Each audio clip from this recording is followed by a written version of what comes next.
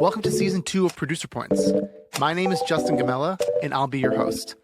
I'm a producer and songwriter who's had the honor of working with some of the best in the industry. This season, we're diving even deeper into one-on-one conversations with producers, mixers, songwriters, and artists, exploring their unique journeys, creative process, and insights that shape great music. Join me for real talks, straight from the studio, where music and life intersect. This is Producer Points.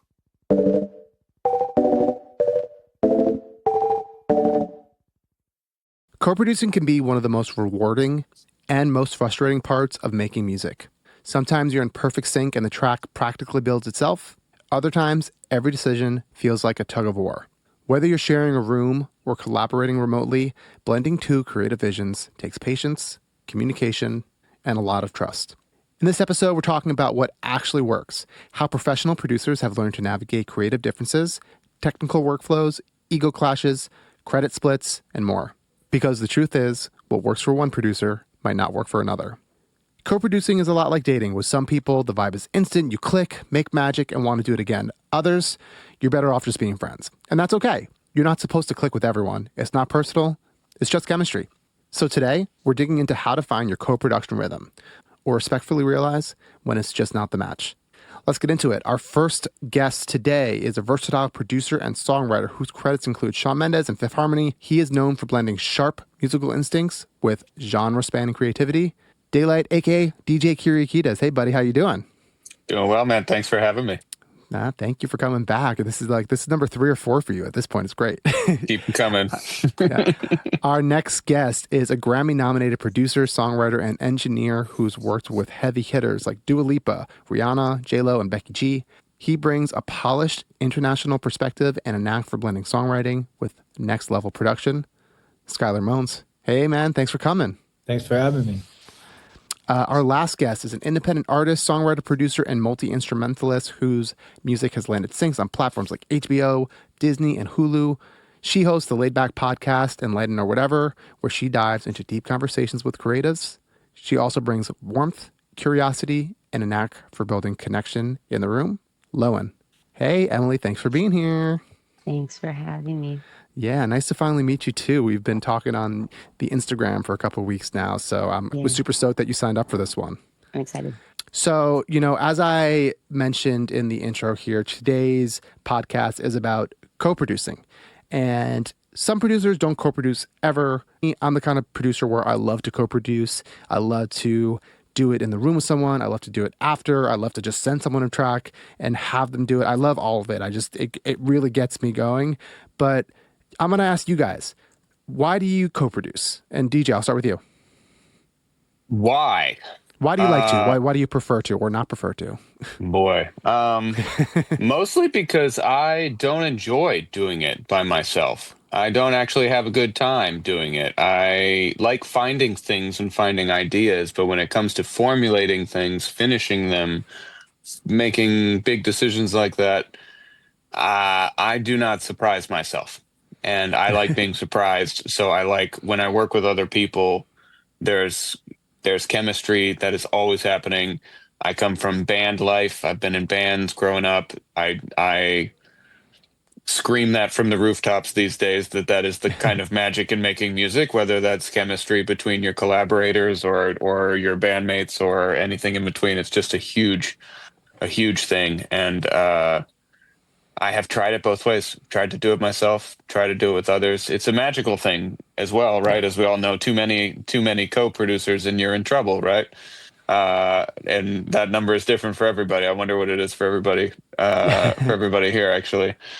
But yeah, I think almost every single session that I do, I'm co-producing also because I do not possess the multi-instrumentalist chops that I think lots of other people do.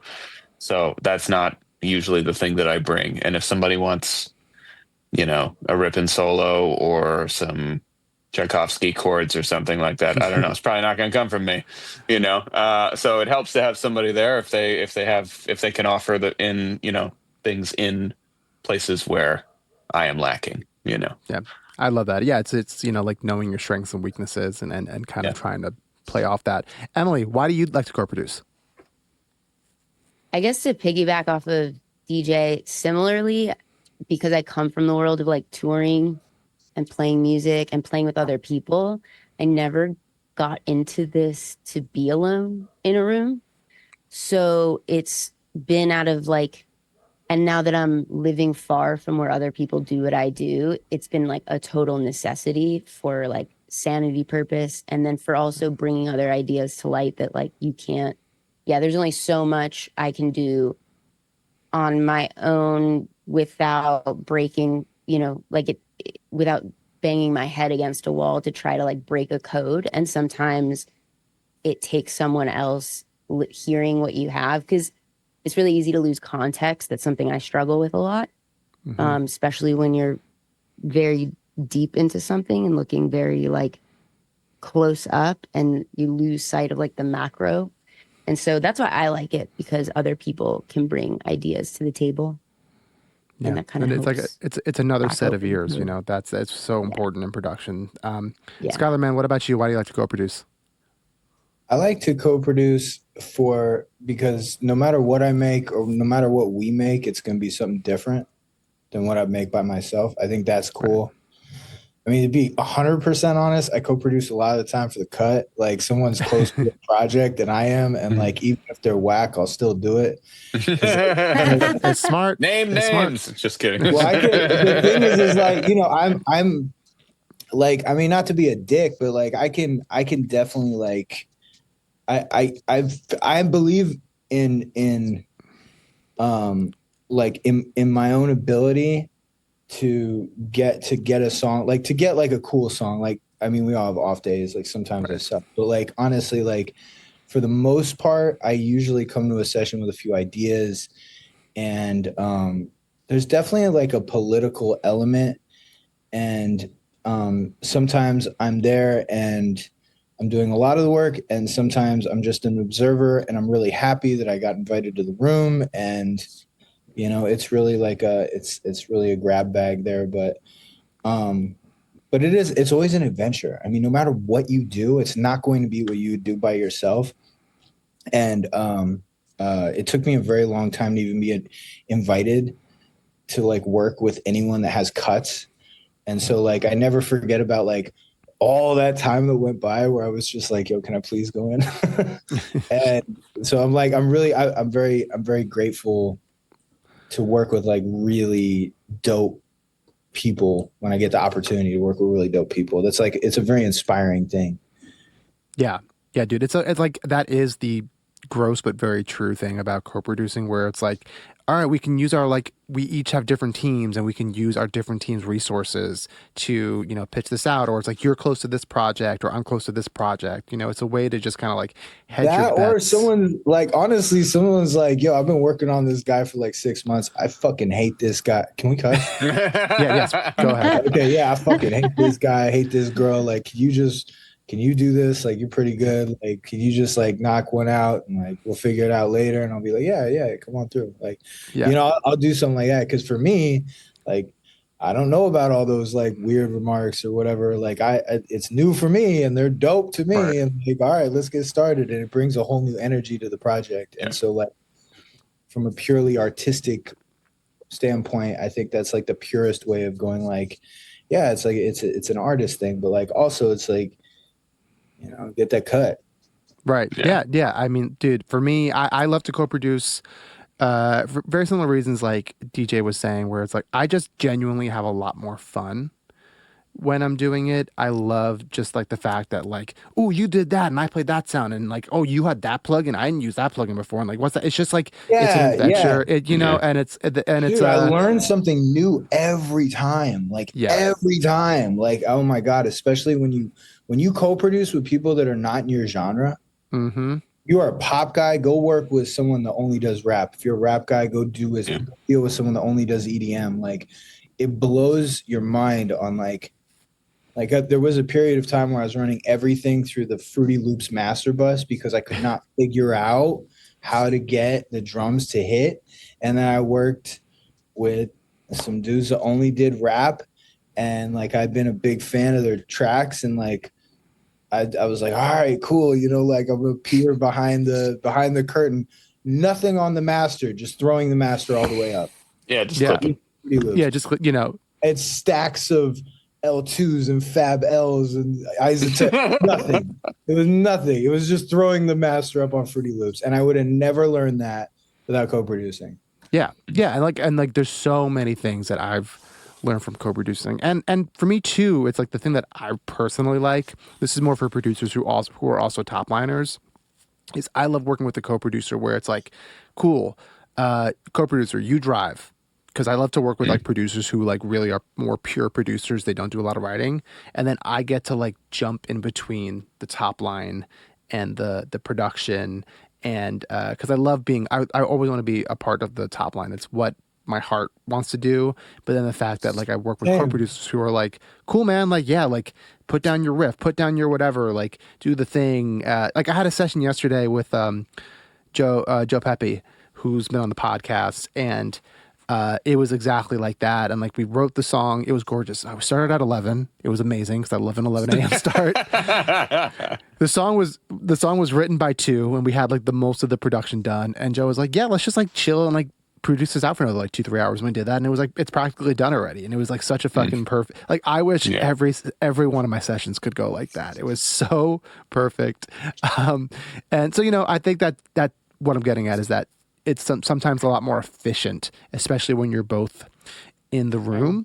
Yeah. And this is kind of going on to the next topic that I'm talking about here, where it's finding the right creative match, right? And I think there's a difference finding the right creative match when you're in the room with someone versus like sending stems remotely to other people and like having them do their thing. Like I said, for me, it's like I like to have like more of a pure producer in the room. That works off of how I like to work. Emily, I'll start with you. If you're like in the room or even sending stems to someone, what are you looking to get based off, your own strengths and weaknesses? I think for me, it depends because I'm in so many different like worlds. I straddle so many different worlds. It depends. So like, for example, my own Lowen record, right, that I'm making. I had a song. I went to Nashville a couple months ago because I was like, okay, I have this song. I know I don't want to lose context. I've lost context from the last like 8 songs I did, and I had to have someone else like finish them out. Mm-hmm. And I was like, I think I want to start from the get-go working with a producer that I love and let myself be the artist so that I'm not in producer brain and then like I'm like engineering, I'm like setting up drum mics, like I'm always wearing a million different hats.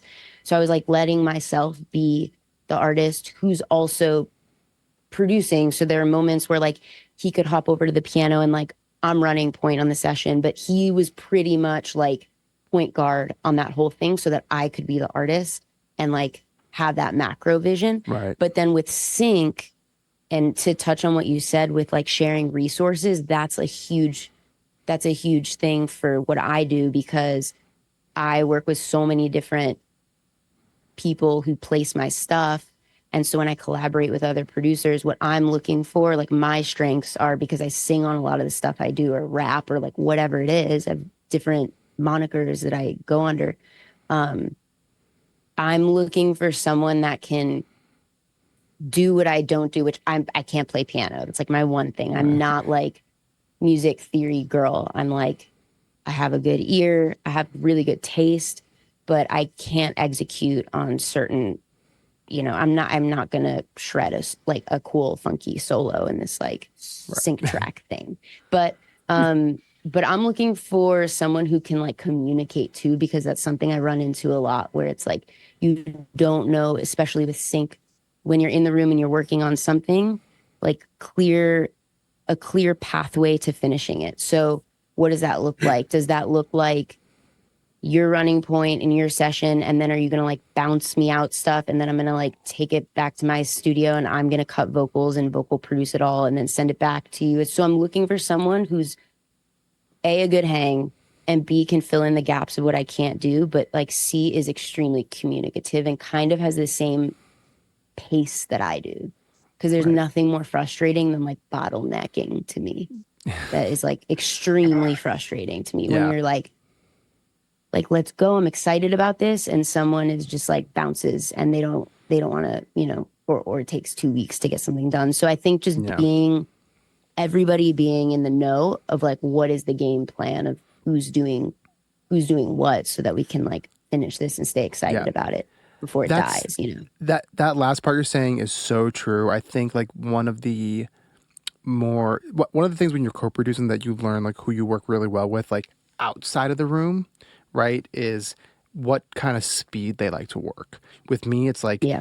probably my ADHD, but I'm like, I want to go. Like I'm on this. I want to like do the thing and go. And other producers, like they're not like that. They're a little bit more laid back and they want to like get to it when they get to it. And there's no right or wrong way to do that, but it's not exactly how I work. And I've learned that I get like really impatient where it's like, man, I really want to work on this track, but like I need you to send me this, or like I need you to like do this. And the producers who work like that, it's like I've just learned, it's like, okay, it's not for me. We're not gonna like work well together, maybe outside of the room. Or maybe what I've learned too is like, cool, we work together during the day and then like let me just finish it so then I can like not feel like a pest and bother you because like I'm like I get obsessive over and I want to just do it. Skylar, what about you? What are you like looking for in a creative match when you're co-producing? Creative match when I'm co-producing. I like people that can do everything, to be honest. Like, I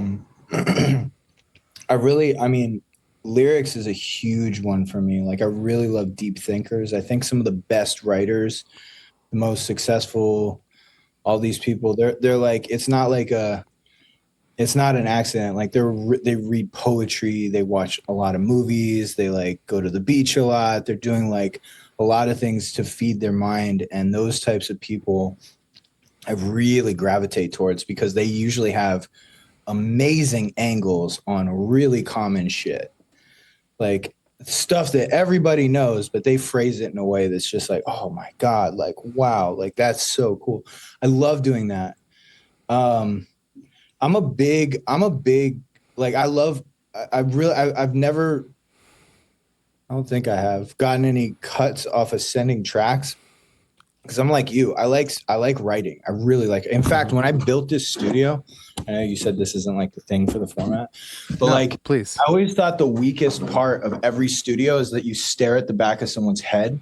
Yeah. And so the couch is back there, the computer's here, and I was like, oh, I'm gonna build this studio with a standing desk. So then when it's time to cut, I just literally take my keyboard, my mouse, and I just go like this, and they cut right there.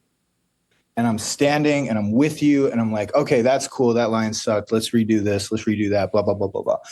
And so it's like it goes from, instead of like, yo, that was, you know what I'm saying? Then, Right. then you're like actually in there with someone, and it's honestly the best design ever. Yeah. And like everyone comes in here and they're like, oh my God, that's so cool. Like, hey, whoever's watching this, like these things are not expensive.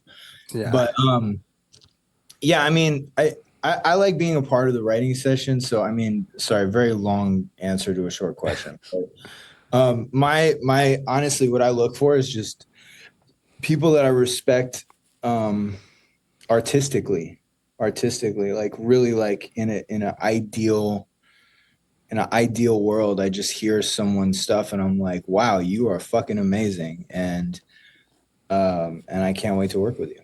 Yeah. Dude, I love that. I have the same thing too. It's like I wish my studio's a little bit smaller, but literally when I'm cutting vocals, I'm like this. Isn't it? It's the weakest part, right? Yeah, I it's don't like that back of producer head shit is so whack, bro. Because you're like, especially if you have like a few co-writers, it feels like I'm intruding on their party back there. Like I hate that. Like I'm like, I even stopped giving out opinions until the end. If I'm like really in the track, I won't give my opinion until the end of the process because I feel like I can put a stop in it, which is even worse. Like don't like never kill the flow. Like, you know, that's never do that. So yeah.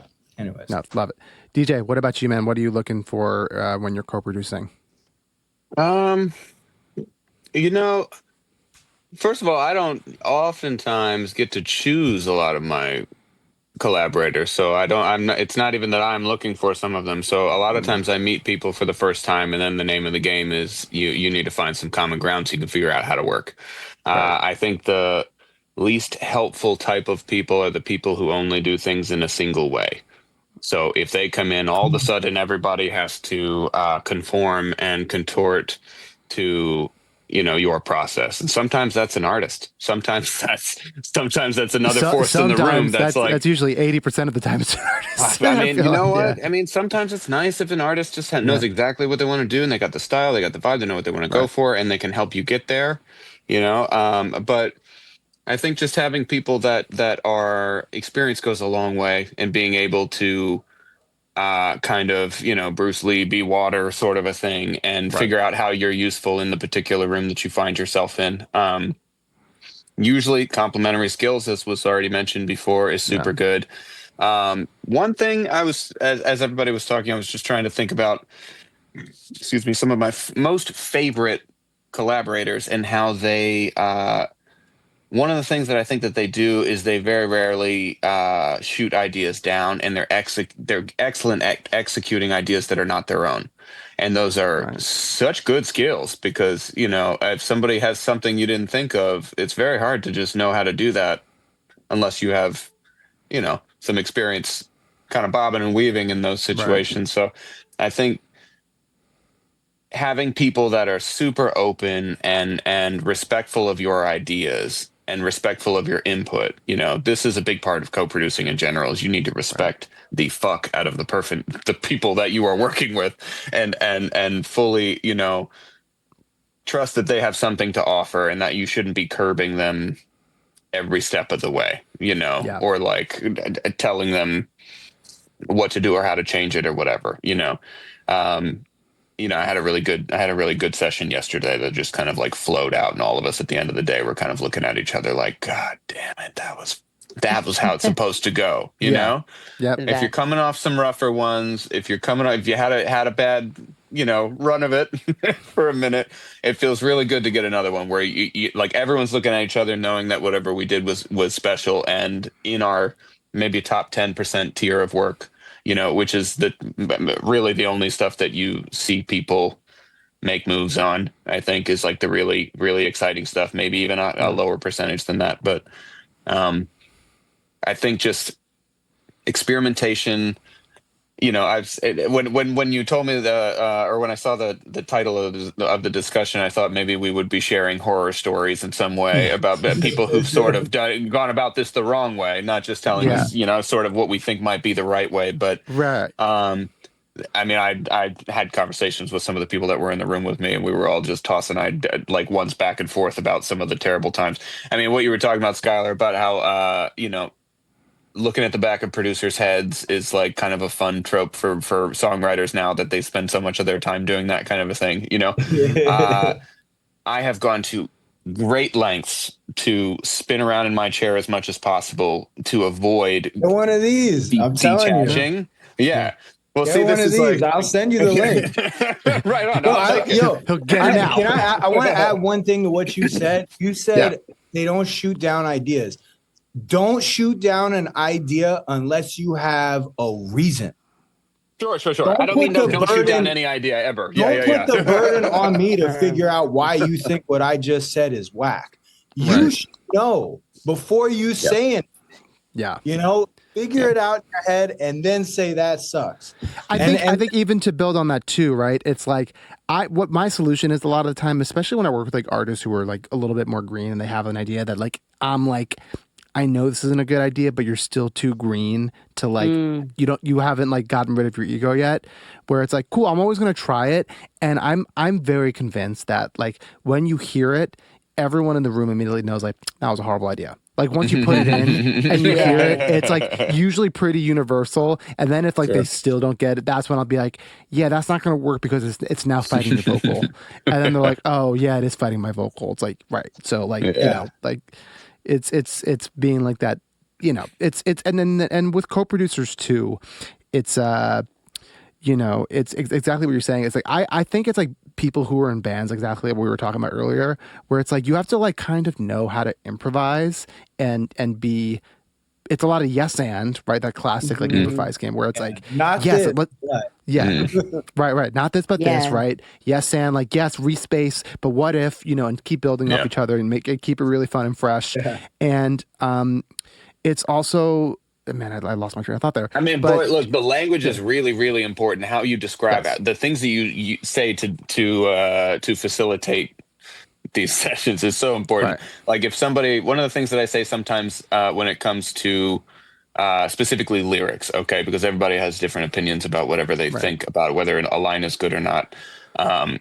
Sometimes when we have a stanza or something done, it might be 30 minutes to an hour or 2 hours later that it kind of like dawns on me that there's a part that could be improved. And I usually describe that as like a softness.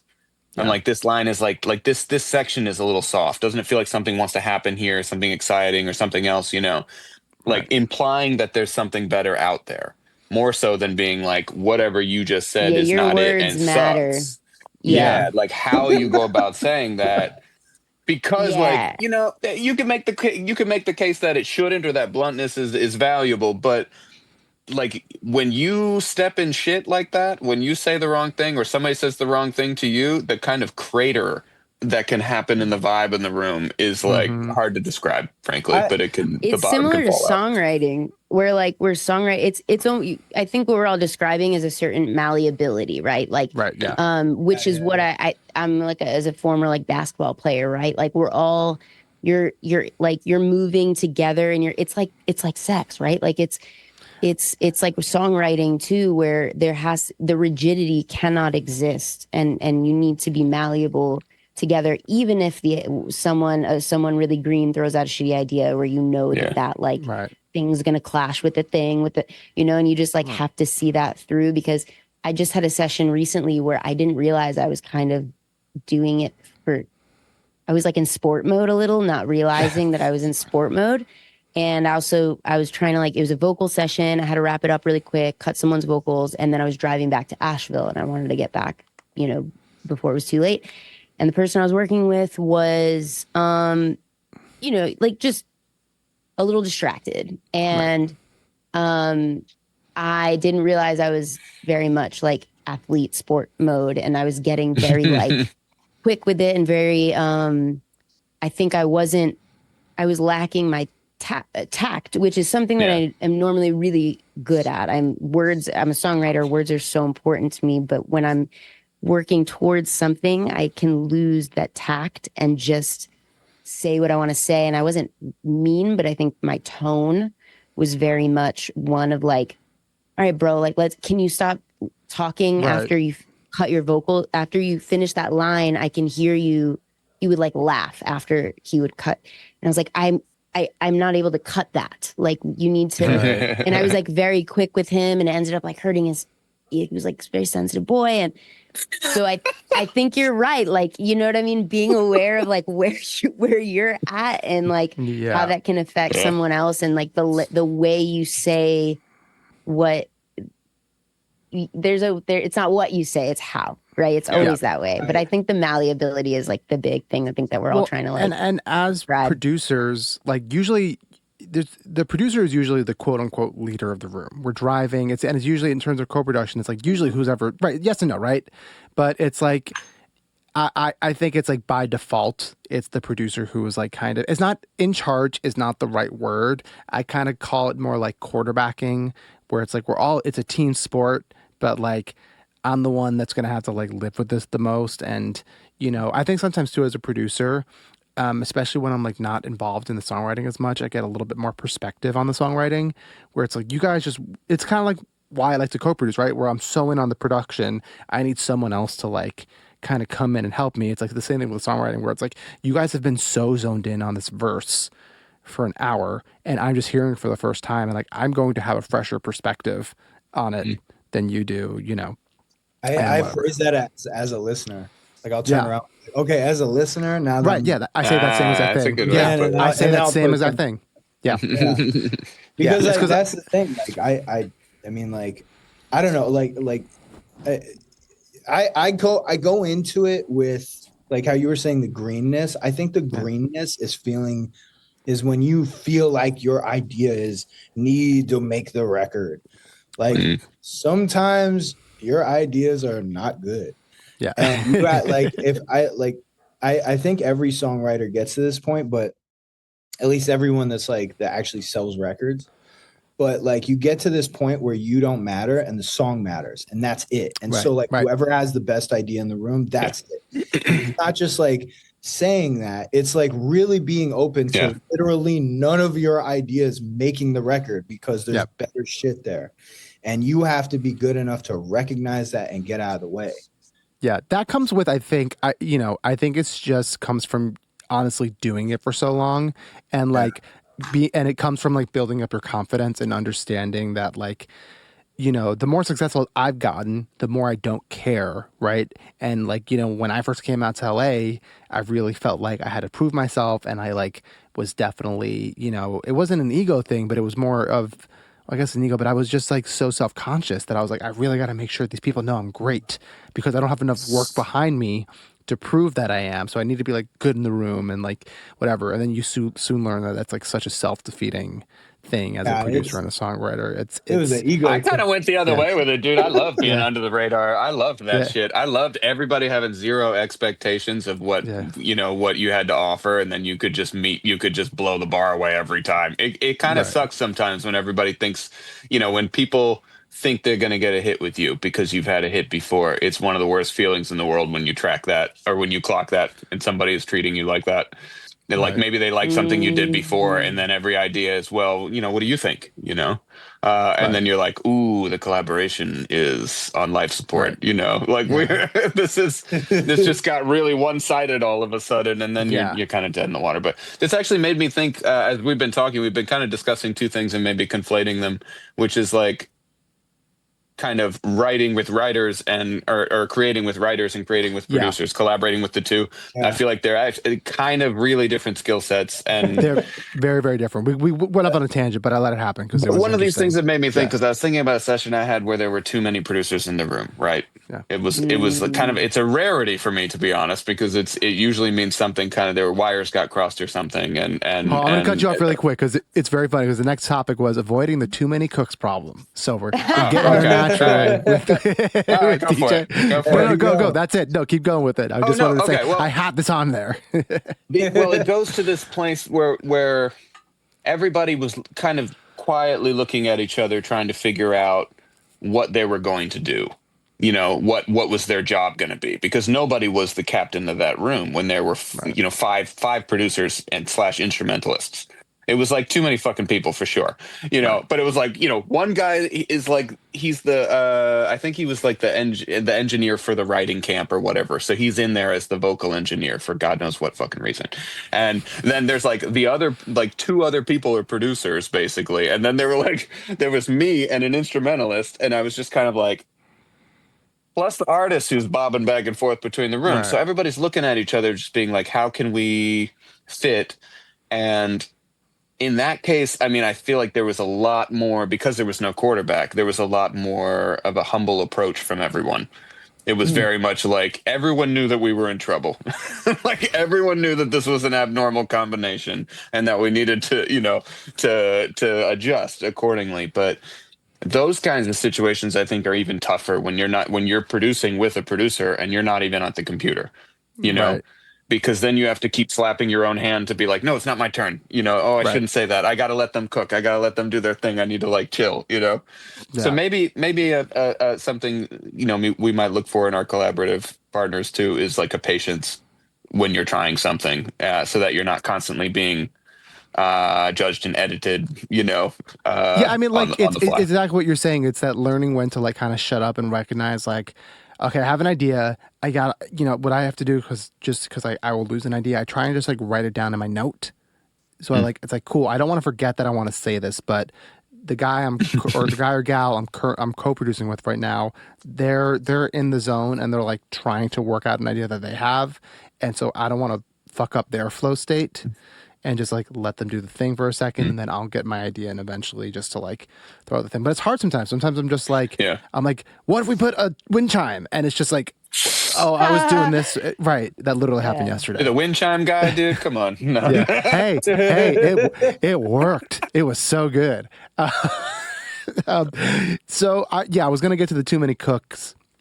kind of problem. And, one of the things that some of the more awkward things I wanted to talk about with you guys is knowing when to compromise, knowing when to hold the ground on sometimes those, like, you're running up on a thing where one producer was like, I think this should be a down chorus, and like, nah, it's got to be up, things like that. How do you, Skylar, I'll start with you, man. How do you like to kind of navigate those kind of situations?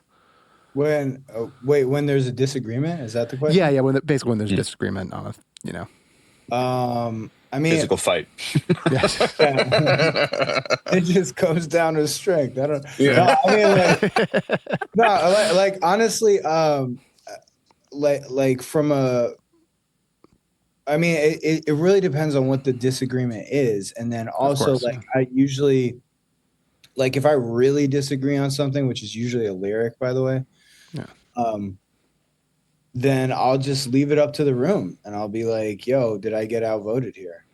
Right. I mean, I'll just ask everybody in the room. I'll be like, "Yo," and then if I got outvoted, I'll just be like, "Okay, I'm wrong." Yeah. And I've been wrong a lot, and then listened back to it and been like, "Wow, this is actually pretty good. I'm glad they outvoted me." Like I had no idea what the fuck I was talking about. I don't know what you mean. I've never been wrong. I have no idea. Yeah, never in my life. What's that I mean, like? I mean, that's the point. Like, I'm literally like, if I'm not open to being proven wrong, then why do I have them here? Like, who cares? Like, right? Why are we collaborating? Yeah, I'll do that. Sorry, I skewed back into the writing thing. That's fine. Okay, with a producer, if I feel like I think I'm more like taking the situations where it's happened to me, right? Where it's like the writing's done, and now it's like me and a producer are like, all right, we're trying to finish up this track. Like it's like I think in more of those situations I'm kind of talking about. I mean, production for me, I approach that more so as an editor, and I look at that in a like very Swedish way. And so, like, when you're in a session, again, going back to the writing thing, sorry, but this is like the most immediate feedback. Oh, actually, no, we'll keep it with production. So we'll say like, okay, the chorus should have long bass notes. No, I think it should have short syncopated bass notes, maybe on the 16th note. I'll be like, no, because the pre just had that, and as a listener, I'm not going to know where I am in the chorus in the song. Right. I want to balance this out, and that argument usually, that logical argument usually wins over whatever the other argument was, right. Or like, there has to be something that fits with what comes before and what comes after. Arguing about that specific part, no one has any ground to say anything. Like really, like all we're selling as producers is our point of view. That's it. Right. Like, all we have is our opinion. Like if, I get stems, like you're not like, oh my God, where did you know what I'm saying? It's like really what you're selling is your taste. And so the only real argument, the way that I would approach that is not by talking about the section we're disagreeing about, but by talking about the section that comes before it and the section that comes after it, and why my opinion on this section that we're talking about makes sense as it relates to those two. Yeah. I think that's how you probably, I like to do that too, where it's like, I was literally having discussions yesterday where I was like, I want to stop here, but we do a stop here. So that means if we do stop here, we have to take out the stop there. So, it's always, I'm always just like, I always want to hear it like, okay, we have to hear it in context. I don't know, like, sure, by itself, this section sounds great, but like coming out of the pre, like, how does it feel? I mean, like, could you imagine like trying to edit, what is that? Didn't have to cut me off. Right. That record, like, it's such a perfect pop record, but like, it's very dead at certain parts. And I feel like everyone, like a lot of people's instinct would be like, let's add something, let's do something. And that's what makes the whole genius of the record, is that each part correlates to the next. It leads you in the whole story there, that like, if you add one wrong element, like you mess up the whole flow, like, you know. So example too. Anyways, that's my, that's dude. Side note, speak it, dude. Most of that song is sampled, Dude, there you go. I mean, like, Like one song, like there you Yeah. go. Like I mean, the genius of not messing with that and adding like, oh, let's do this, let's do that. Like that's, I don't know. It's a feel thing. You gotta sell your opinion on it. Dude, Well, and let me say this hold, too, really because quick, dude. okay, I want to go say ahead. this because I never get to talk about this. Everyone should watch. Because I was obsessed with that first Godier record. The album's incredible, but there's this great mini documentary that you can find on YouTube about how he made that song specifically and the record, and it's fucking amazing. Everyone should go watch it. DJ, go ahead. Oh, cool. I'll go check that out. It's really good. Sure. It's super inspiring. Anyway, go ahead, DJ. Arguing at all is what I want to adjust. Yeah, So yeah. I don't think anybody's opinion is ever like the one that can trumpet.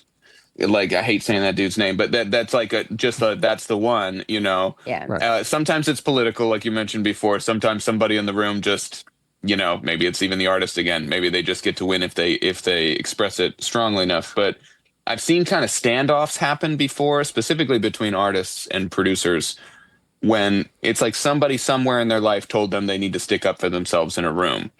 And so what that ends up being is a kind of like, you know, combative attitude or something unnecessarily. Sometimes right at the beginning of the session, you can just tell it's like, oh, you know, they're in like defense to make sure they don't get steamrolled.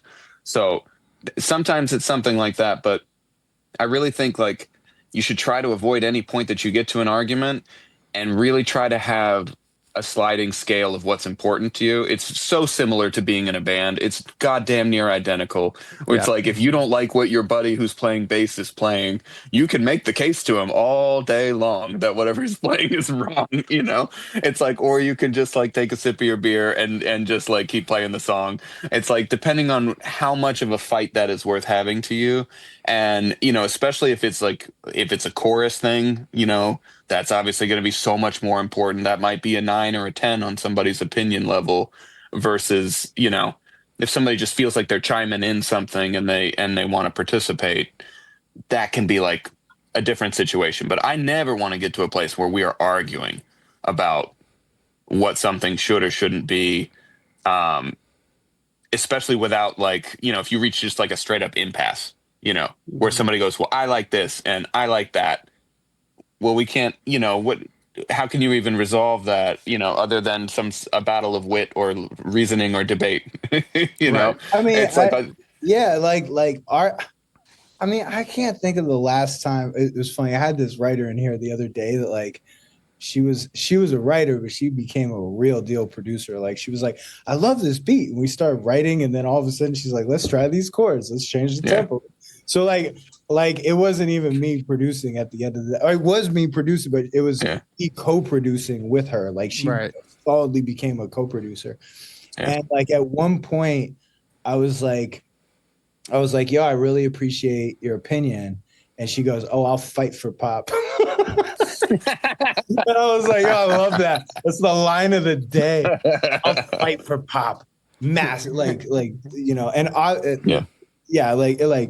there's a lot of talk really out there for people that are like, you need to fight in the sessions if you want to be heard, if you want your contribution in there, you need to fight. You need to fight. Like, that's what I'm saying. It's bad advice, but I promise you, it's out there. People are telling people this shit, and it really is like a weird collaborative starting point sometimes. But I think there's a difference though between like fighting to get your idea in there versus fighting to like. I'll give a little quip and then I want to get to Emily after this. But like I had a session. This was with an artist, and I'm not going to get into the details too much. But like basically, like we had a chorus, and I was like, she cut it, and everyone in the room was like, "This is sick," and she's like, "I just don't know if it's right." You know, I just like it doesn't feel like the kind of chorus I would do. And it was like our second like song of the day. It was late. I was exhausted, and I was just like, "I need you to trust us here." And I was like, let's just cut this and we can always come back another day and write a new chorus. But please, let's just like sit with it. And she was like, I think she kind of like got a little offended, but I was also just like, I was done with it. I was just like, we're done here. But anyway, long story short, the song came out 6 months later with that chorus. So it was a bold move. I was very tired. I probably shouldn't have done it, but I did and it worked out.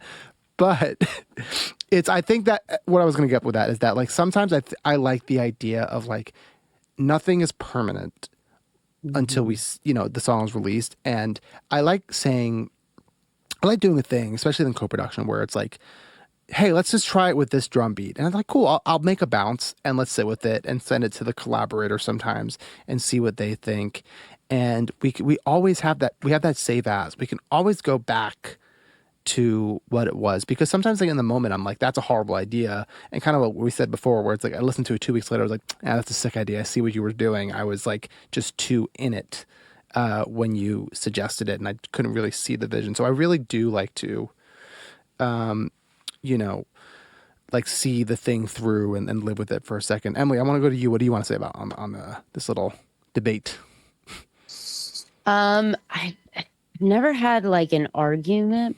I will say that the guy I came up kind of like under, for like, and we ended up working together for like the first 8 years of my career.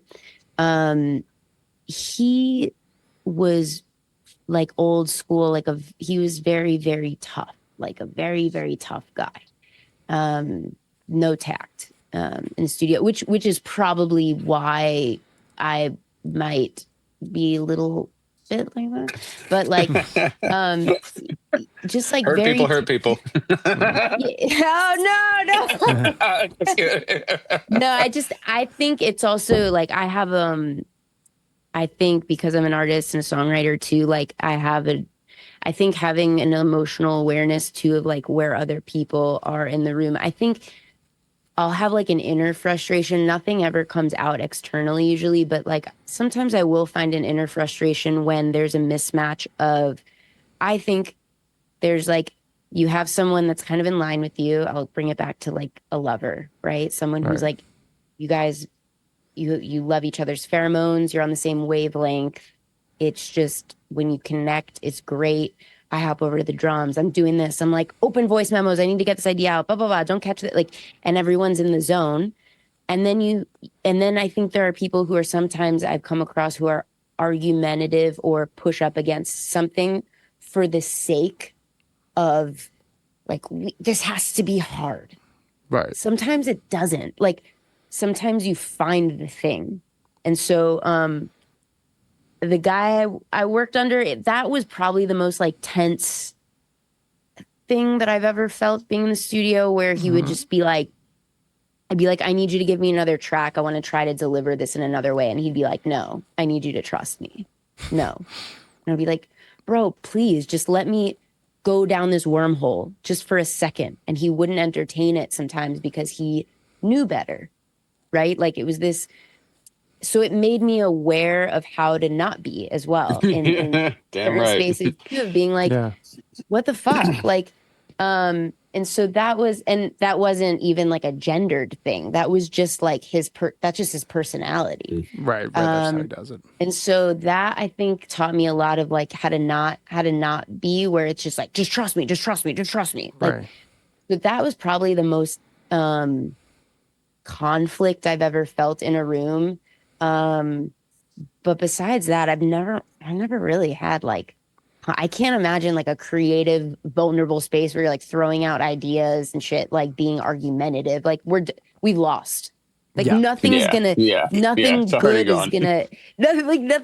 is gonna come out of that space. I think that only happened. I think like when it only gets to that level when it was like when I was an asshole because I was just so tired and we were working for 12 hours and the artist was being a little bit annoying. Yeah, it's not your personality. I'm not a perfect person. I don't pretend to be. It's like I had a very similar relationship with my old bandmate where it was always just like, and I think it's like you only get to that when you're so close with someone, so you feel comfortable to like go like that, and then it's like you have a palette together, like a color palette together, language together, like, or so we would work forever, and then I would leave and come back a few days later, and it would be version fucking 5 of the production, and he would be like, I thought about it and we need to rewrite all of the verses. The cadence is a little too busy and I think and I'd be like, oh, okay. Like I'm literally, we sweat for it. we died for this track. Why are we doing this again? Why is there a sixth version of this? I think it was just working with someone who is like a very much a perfectionist, got in his own way, kind of. Yeah.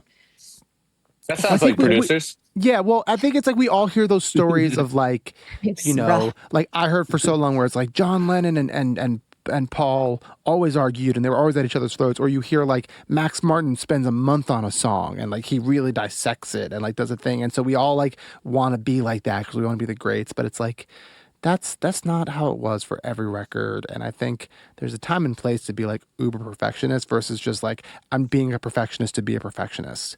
But I try and like do the thing where it's like I try and live by, is it bothering me? You know, does it like when I'm listening to something every time I listen to it, do I feel like an irk? And if I feel that irk, I'll make it known to my collaborators and be like, oh, okay, guys, like every time I listen to it, like this something's fucking wrong. I don't quite know what it is. I don't quite have the answer, but something is like irking me and I want to explore it. Versus like I listen to something and I'm looking for problems as, you know, doing that whole thing. It's a good thing, dude. I don't look for problems. I look for improvement spots.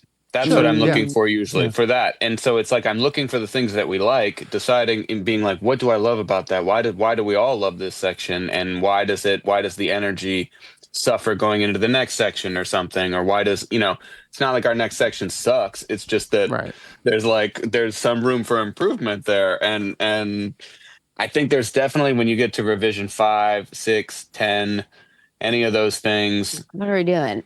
You're not usually making the right decisions. But that being said, I mean, we were talking earlier today about how there's an like a years old thing about Justin Bieber making "Where Are You Now," and they interview with Diplo and Skrillex and all this stuff, and they, you know, both of them look like idiots sometimes, and it's like very funny to watch this video, but. He starts playing through, you know, a few different versions of the song before they landed on the one that they landed on, and there are some stinkers in there, dude. There was some really bad ones, and it's just like what we landed on essentially is not that you believe in the song sometimes, but if it's a high enough profile opportunity, I think people feel the gun to their head metaphorically that they need to do a good job on things. And then like when the stakes are higher, that's when I've seen more conflict, you know, among collaborators sometimes, especially if, you know, think about the times when somebody goes, hey, I think we need to cut verse 2 in half. Or I think we need a buffer of two bars or 4 bars after the chorus before we go into verse 2. Or like people have these big arrangement moves sometimes. And it's like, I don't know, that's where I think I see a lot of conflict between the producers that I've worked with. It never gets to an argument or a fight and people shouting or nothing, but like you could see that somebody's like, man, I really think this is the shit. And I mean, usually it's just somebody just caves. Usually somebody cares more than somebody else, right? You just have to make sure each person isn't at a 10. Yeah, you just like, all right, let's just like, we're just making it's a thing. It's like you're never gonna know who was quote unquote right. You're just gonna you're gonna release the version that you're gonna release, and it's gonna do as well as it's gonna do. And you can't like be like, well, if we had done my way, it would have been a fucking hit. Then you're never gonna fucking know that. There's just well, it's always funny when you tell your producer buddy, you're like, yeah, what if you played this melody and you play it a little bit like this, and you can tell they're not into it, and then they just they just play it bad. Yeah, it's like they just do it bad. They quiet quit. Quit, bro. It's so funny. Quiet quit. Hey gang, I just wanted to pop in here to let you know that the best way you can help this podcast grow is to rate and review us wherever you listen to podcasts. It tells the algorithm to push our show to other listeners so we can grow, and it's one of, if not the best way to help support this podcast. So if you wouldn't mind, take a second to rate this podcast. Sharing it with your friends would be amazing too. All right, back to the pod. I want to move on to a little bit more of a technical thing.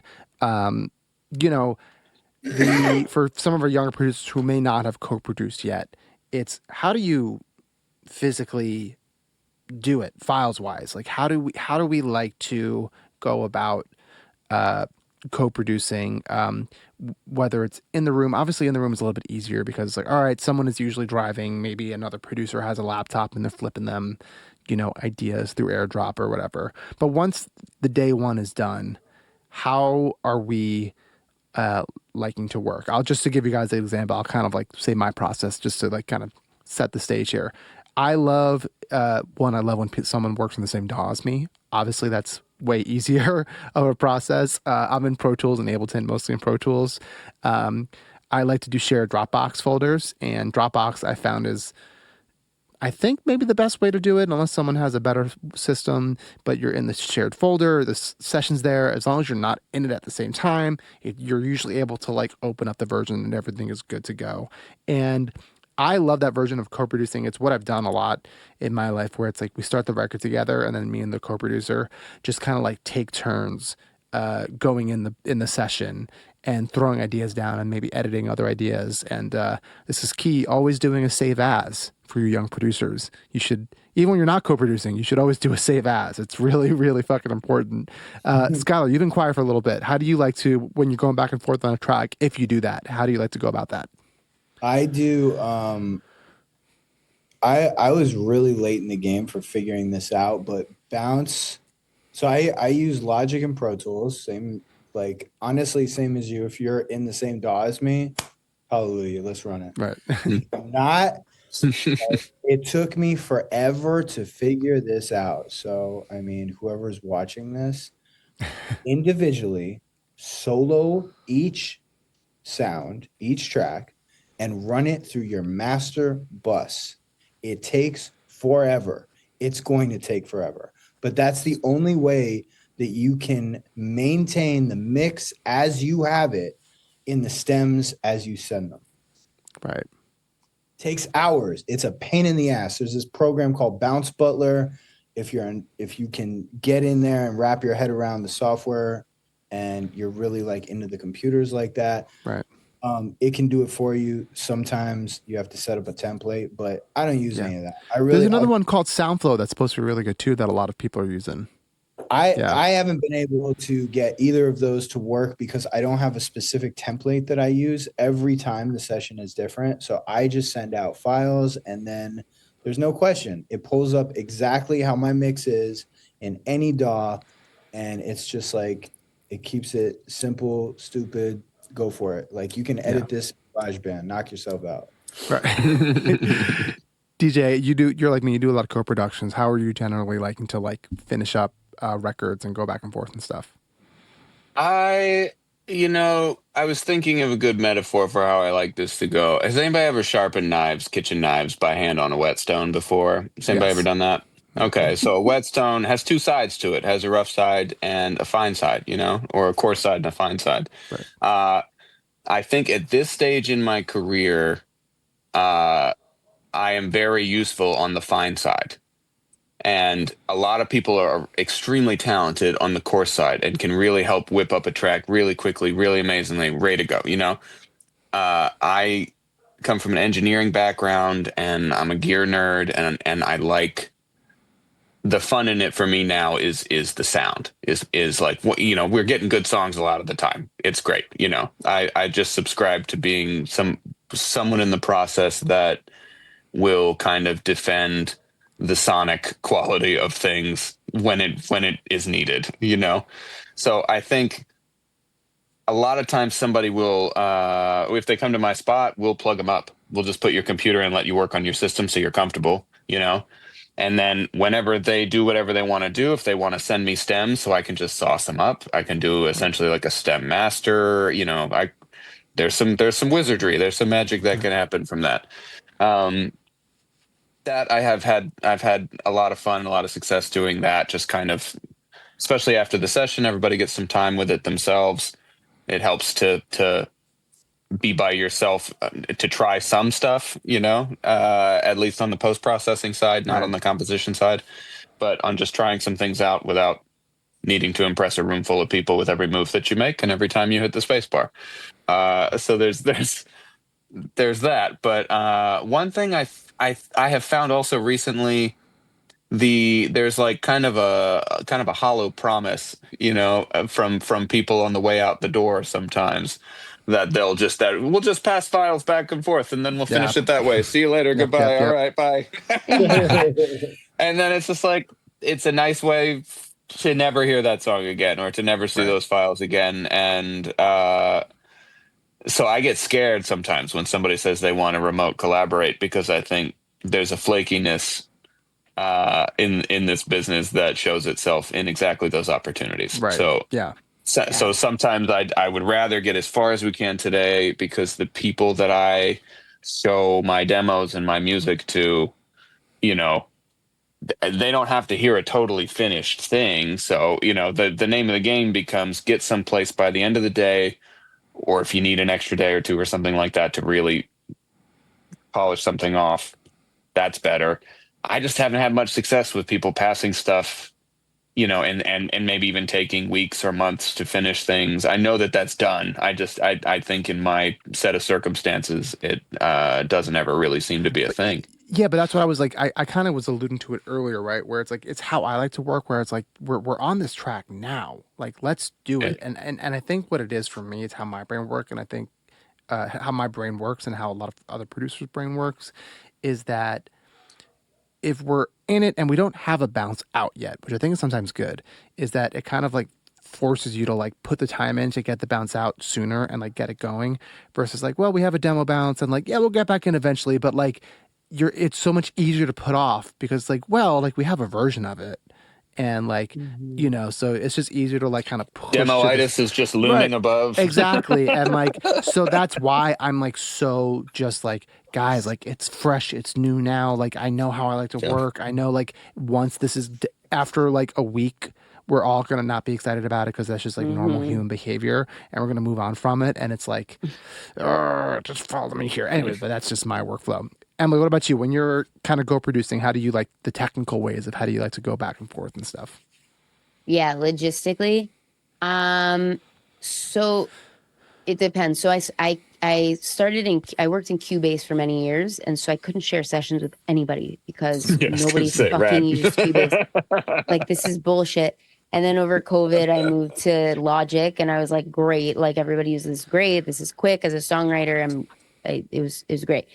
So sharing actual sessions, upload like logistically speaking, uploading to Dropbox, like I've done that before. I'm kind of similar to you, Justin, where it's like, let's just do it while we're all excited, get it to like a really Yeah. meaty, like meat and bones place. And then we run out of time. Someone has to be home for dinner, whatever.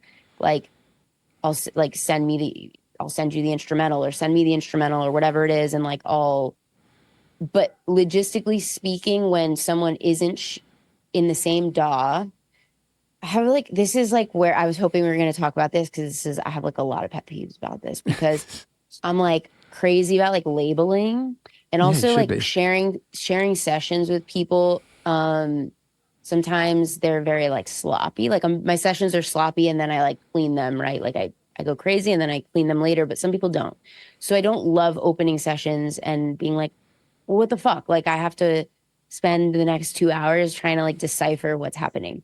Mm. So I do like the idea of everyone just bouncing out like like I just sent over my whole vocal session yesterday to a producer and I bounced out and gone cuckoo. Like he has a folder of all of my individual tracks, cleaned up and everything. He has another folder of my groups in case he just wants to drop in like my groups and loves how I treated them. He can use Right. that or as inspiration.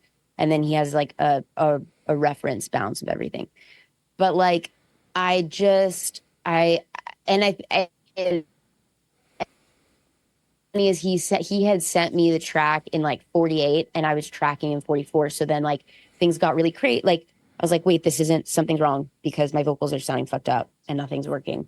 And it was because we were working in different rates and like we didn't communicate that. So I think Right. like the communication piece, it sounds so trivial and simple, but just like in your email being like, here's what you need to know. Like here are like the nuts and bolts of what is here and making it so easy so that someone can just drop in your shit and be like, get straight to work without having to like decipher. Yeah. So that makes it easy. And especially I'm having to learn this now because I'm not in sessions every day with people like I was last year, Right. the year before. I'm literally in Asheville. I go to Nashville and I go to LA. I go to Nashville once a month. I drive there and I go to LA every couple of months. But I'm in a place where, so I'll work remote on Muse. I don't know if you've ever used Muse. I've heard about it. I haven't used it yet. Yeah, I gotta check it It's out. awesome. I like it a lot better than what's the other one that whatever you put on your master bus. It's like a Sound Oh, or listen audio to movers. or yeah, Yeah. the one with listen to. Yeah, Muse is awesome. Yeah, I prefer to just like get the tracks rather than share sessions, only because sometimes like it's like a different language sometimes. guys, like, Emily has seeing secret someone's sauce session. and she doesn't want to share it. We get it. We get it. No, I think A lot I of think that it's comes so. down to being no the secret professional, sauce. though. No, that's Yeah, and a that's what I lot. was going to say. Yeah. This is something that like younger producers need to like absolutely hear is that it's in your benefit as well to just like give. I'd rather give someone too many stems or like over label and make it so clear because then they don't have to bother me. I only want to make stems one time and just send it to you and not have you be like, oh crap, can you actually like send me this? And then I have to like be like, crap, and I have to like do this, and I have to find time to do that. It's like when I'm personally sending stems, I'm sending things grouped, I'm sending them separate, kind of like you, Emily. I'm super labeling things. I'll even go above and beyond where it's like I'll like put it in like a drum folder, a bass folder, an instrument folder. I'll Yes, do dummy proof. right. I Yeah. just want to make the other producer's life, and this is good for like sending stuff to mixers too, like easy. And then even within those folders, right? Like let's say I record an acoustic guitar, right? And I'll give them like the acoustic guitar, like I doubled it right, left, and right. I'll give them the dry, and then I'll give them like the affected one that's on one stereo track. And same thing with vocals. Like I'll give them all the dry vocals, and I'll include that in a dry vocal folder and a wet vocal folder, and then I'll also give them all my separate, sends, and then I'll also give them just like a 2-track or like a a 2-bus, whatever you want to call it, a cappella, whatever they want to work with, they have. You know what I mean? And so I'd rather just like give them everything and then just leave me alone because I don't want to hear from you again. The neurotic Jews are being neurotic Jews. Exactly. That's how we do. basically. What's up, Skylar? I would say one more thing. Like I don't always wait for people to give me stems. Like if I have like an idea, I just did this last week. Like we finished a session. This dude's like, yo, I'm gonna send you stems. I just put it in Logic, got the stems out myself, and then did what I wanted to do. And I was like, yo, what do you think of this? And they're like, oh shit, damn, that's dope, And like I think like waiting on people is, if it's something that like everybody knows, like, yo, I'm gonna do the drums or whatever, or like, and the drums aren't going to be like very like interesting or different or whatever. It's like you're mostly gonna put like, I don't know, like some sort of like Oliver loop over your pop track. You know what I'm saying? Like everybody knows where this is going. Like, bro, I'm not gonna wait for you. Like, I'll just do that, bro. Like if we're gonna make it like really cool, this is just me. Like I've gotten cuts with doing stuff really fast, but most of the stuff that I do doesn't go out until the 8th version of it. Like I'll overproduce stuff. So like if it's something that has a real hardcore deadline and it's a massive artist and someone that like, oh my God, I can't believe like I'm getting to work with them. It's the best thing ever because it prioritizes and focuses me, and and I'll just like I'll produce that song 4 or 5 times, totally different genres. I'll get that to a point where I'm like, this is undeniable. This is fucking amazing. And I always say the same phrase to myself. I'll be like, I can die on this hill. I can die on this. Like the worst thing ever is sending something in, a big thing, and being like, I rushed that. I lost it. I didn't get it. And it's like dying on someone else's hill, like, or just like dying. Like it's whack, I'd rather be like, if I don't win with this, then I'm cool with that, but I'll put that effort in. Like sometimes I'm really slow. Sometimes I piss people off because it takes so slow or whatever, but I will send you something fucking amazing. Like, Also, we're working for free. They need to chill the fuck out. I mean, kind of like it depends. Like sometimes not. I mean, like these people spend so much time making themselves superstars. Like I feel very blessed to be a part of your world. I am gonna make you that next level superstar. Like I am gonna give you that fucking amazing record, and I am gonna kill myself over it. Like I will figure this the fuck out. So like but that comes with a lot of effort, like a Right. lot of effort. Like I may fully produce that record four times, and then just be like, okay, version number one was actually right. Right. So So it's those just other like you're just three like doing the records were a total waste, but like I will go down that rabbit hole just to find out. And If so that's a big enough artist, that's a thing you can do. I mean, like that's that back to the story from before about how Skrillex did that song so many times. Is like we don't get that chance very often, right. or at least in my lane, I don't get that chance. I don't have the time. People don't want to do it. People get attached to version one or two, and almost doesn't matter how good my four or five is because you yeah. see what I'm saying is it's like it's so tough to I do got a that. But reputation as a finisher. That's most yeah, of my cuts are Right. from that. Like it's Right. usually people that are like, I'm I'm like they're really intimidated. Like they're like, oh my God, I got this like amazing vocal with this amazing artist, yeah. and it's a piano and a vocal. Figure it out. That is how I've gotten most of my like Yeah, big it's a different workflow at that point too, which is that Yeah. nice. Yeah.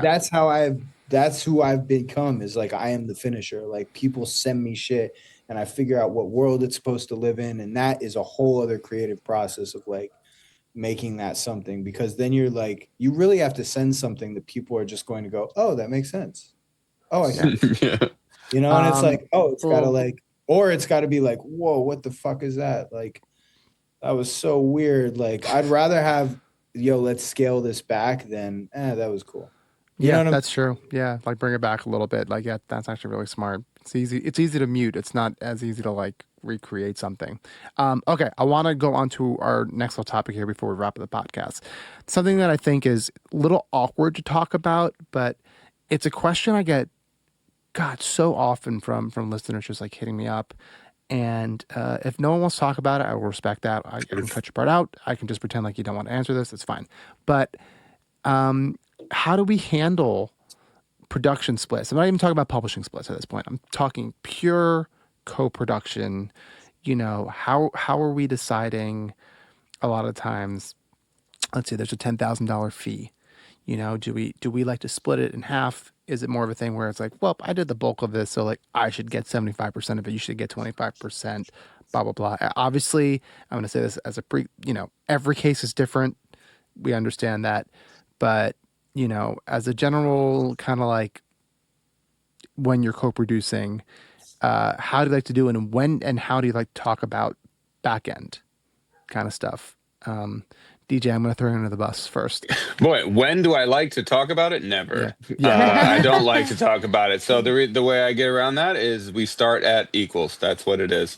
Yeah. There are tons of extenuating circumstances and ways in which productions get away from you when you start them, and all of a sudden there's more people involved, and people took steps without asking or without involving you. It happens so often that it's gross, really. But Right. I have to start, especially when it's very obvious. Let's say it's a three-way session, and there's me and another producer and a pure songwriter. That's going to be a 50%er to me on the production right away. When people start participating, especially if they're at the computer, this is one of the ways that I kind of start to draw the distinction for myself. Because I think if you're an instrumentalist, that's different to me than being a producer. That's different than the Right. person who knows what's going on inside the computer. It's different than the person who knows, how the recording is being made or how it will be finished. So I was asked by an artist earlier this year who played a bunch of keyboards on a song in a session of his, and he said, I played all the chords. I came up with all the chords and I played them on this keyboard for the producer. And I think I should get, co-production on this song and I should be paid. And a big thing that I asked him, I was like, were you invited to play those things? Like, were you asked to join the production in that way? Or did you feel like you wanted to do it and you had the thing to do it? Because I think you run into problems with producers who you know, especially if you're the artist, they're not seeing anything when you sell t-shirts and go on tour. They're not seeing anything, you know, a lot of times from the back end of the song. So that's their only money. So when you come in and you try to, you know, weasel in and get a slice of their share, you're going to get pushback from a lot of people. And I think there has to be a distinction. There is legally, I'm pretty sure as well, a distinction between being a someone who affects the arrangement of the song, you know, Right. versus somebody who's like playing on it. That's the reason all the, you know, the great players from back in the day, everybody always very aware of how little they made off of their biggest songs, you know. Right. That is how it's set up, sort of. So I want everyone to operate from an equal standpoint, and I did see that much more in previous points in my career. Since COVID, I see a whole lot of crabs in a bucket mentality. I see a lot of people saying, I did this and you did that and we did this and nobody did this and whatever. Right. And then like, dog, for like the first maybe 6 years of my career, you would be embarrassed if you did that. Like Right. it would be embarrassing for you in an email thread to be talking about why you think someone else deserves less than you because you had this idea and they had this idea. Right. It's like increasingly more commonplace for people to fight among the scraps, you know, Yeah, I think it's just backend the that we are unfortunate. granted. It's Yeah. the unfortunate state of the music industry, which I don't want to get too into for this specific podcast No, I don't episode want to right get now. into But it at yeah, all. I yeah. just want But to, it's yeah. yeah, no, but it's a thing to consider when you know you're trying to figure out splits. Like I'm, you know, just to like kind of piggyback off what DJ said. It's like I'm the same way. If I'm in a room with another producer, or, I'm usually like, cool, we're splitting this 50-50. Even if like you end up doing a little bit more work or I end up doing a little bit more work, it's like we both kind of like went in there and I'm choosing to do more or less work, blah, blah, blah. Same thing, even where it's like, you know, I hit up another producer where it's like, hey, I've got this to a point. I'm at like the 60 or 70% mark. I'm not nailing it. And I try in those situations, I try and be upfront and I'm like, hey, would you be down to finish this? Like, we'll split the, you know, production 50-50, like whatever I get, like, you know, just to kind of like get it out of the way. And if the co-producer's like not down for that, then I'm like, which it's never happened, you know, I would probably be like, okay, well, if you're not down to do that, I'm not going to do it with you. But this is me kind of just being like, hey, do you want potentially like to split this fee with me? Where like I've done a lot of the work. I just need you to put a couple hours. Anyway. But then there are times, kind of like we were saying, DJ, where it's like, it's tough situations where it's like, I'm clearly the only producer in the room. A songwriter comes in or an artist comes in, usually songwriter, right? And they, you know, they played, it was like an acoustic guitar song and they played the acoustic guitar. Like they came up with like the riff and like they recorded it. Well, they played it and I recorded it. And then they're like, now I'm a co-producer. And it's like, I guess yes and no. I'm always down to give someone like an additional production credit or even a co-producer credit because giving them that credit is like a huge thing for their career where like that giving them credit for something costs me nothing in my opinion. But now it's like, all right, like we're in my studio. I bought all this gear. That's my guitar. This is my mic. This is all my shit. Like that's why I'm getting paid as a producer is that it's because I've invested in my studio. I've invested in the knowledge. I'm also going to like edit your guitar. I'm doing all the other things. And so it's like, it's tough. And it's like, I'm always down. I in those situations, I try and be as fair as I can. And it's like, let's say it's a $10,000 fee. I'll try and tell the artist, the label where it's like, we should give them something and give them an additional production credit. They deserve something in my opinion, a lot of the time, but it's like, respectfully, like we did not co-produce this. I've done significantly more work than you here. And like we've used my gear that I bought that I spent thousands upon thousands of dollars on that like respectfully you don't have. I mean, maybe a solution there is you have your fee, and that's been the case for me before. When someone Right. said, "Hey, I want to bring in this other person to do drums or something," part of me is like, you know, that's your decision if it's your song and you're in charge of it, but that doesn't change how much I need to be compensated. Like that Yeah, I doesn't mean, change my normal rate. That doesn't affect anything. You're welcome to take that around to as many people as you'd like if you really feel like it needs that. But like, I don't feel like there's like a big pot of the production money that then, you know, gets to be doled out however they want, even if you do a large portion of things. I think that's done. I think people do that, and I think it's a shame, and they shouldn't. But it's the kind of thing where if you're able to, if you're at a point in your career when you can say, look, this is how many days I worked on it. This is like, if you don't have a day rate or an hourly rate in your mind, just say whatever you think is fair. And you'd be like, this is what would make me feel good and compensated.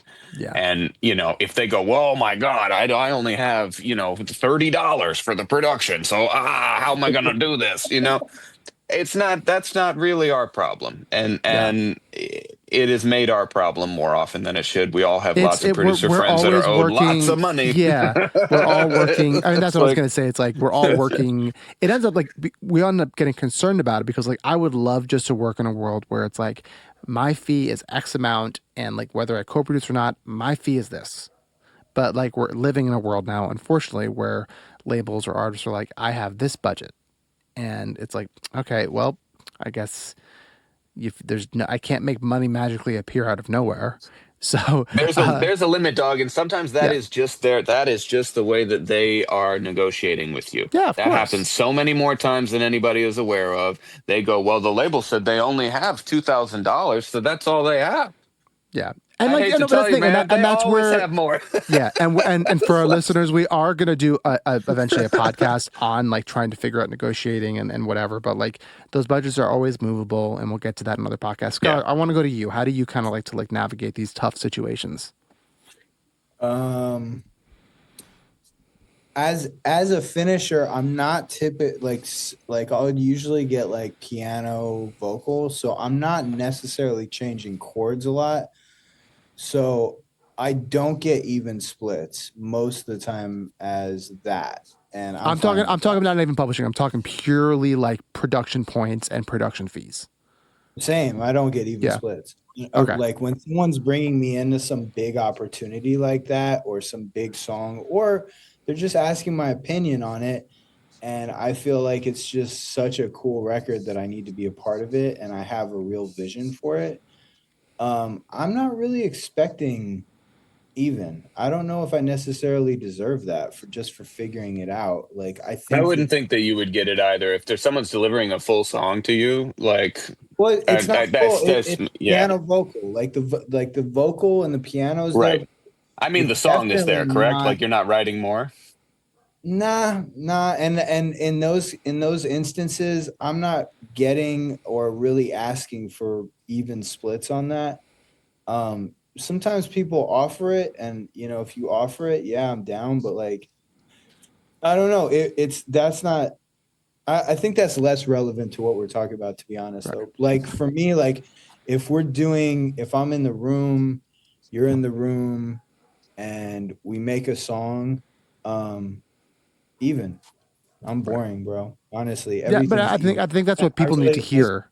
Dude, it used to be I'm a gonna. not Right. I'm. A, question. That's what I I. Right. mean. I. Right. I take it for granted that I'm gonna do more work than you. I will do more Yeah. work than you. Right. You're not going to do as much work as me.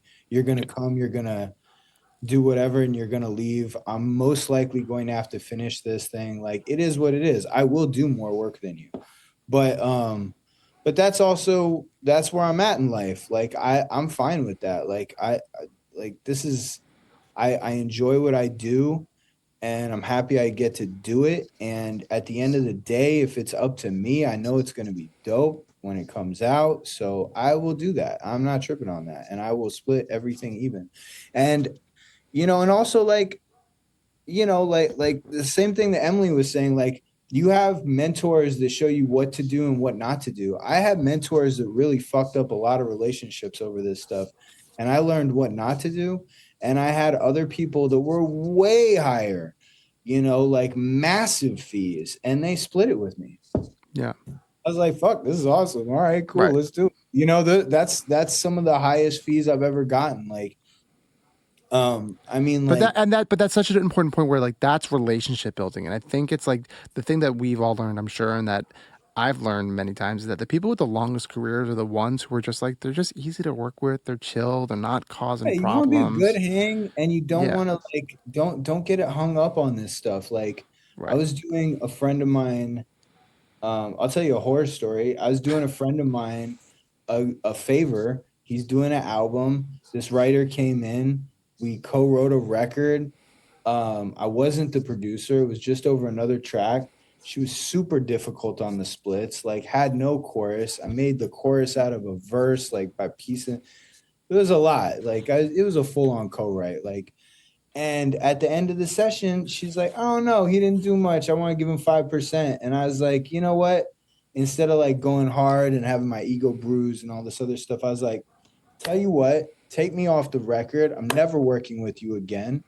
And it's a favor. Yeah. I started this as a favor. It's going to stay a favor. If I keep going hard on you over what I did and what you did in the session, it's not much of a favor anymore. I'm not really doing this guy much of a favor. The whole thing was a favor for him. So like, fuck you. I'm never working with you again. And like, as far as you, here you go with your song. And like, he ended up giving me master points anyway, which is like, there you go.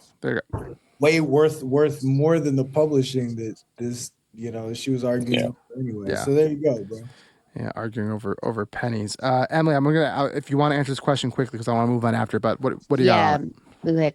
I'm with Skylar on this. I'm not as familiar with like, I haven't produced a big artist like with big fees, but I come from like film and TV. So, and I can wear both hats because like as an artist, like film and TV has afforded me the ability to like hire my favorite mixers for my own shit. And like, if I want to bring on a producer for my own stuff, hire who I want to hire. But I recently sold like 90% of my catalog last year. And I know the power of like master ownership. And so when it comes to my artist stuff, I involve people in my master.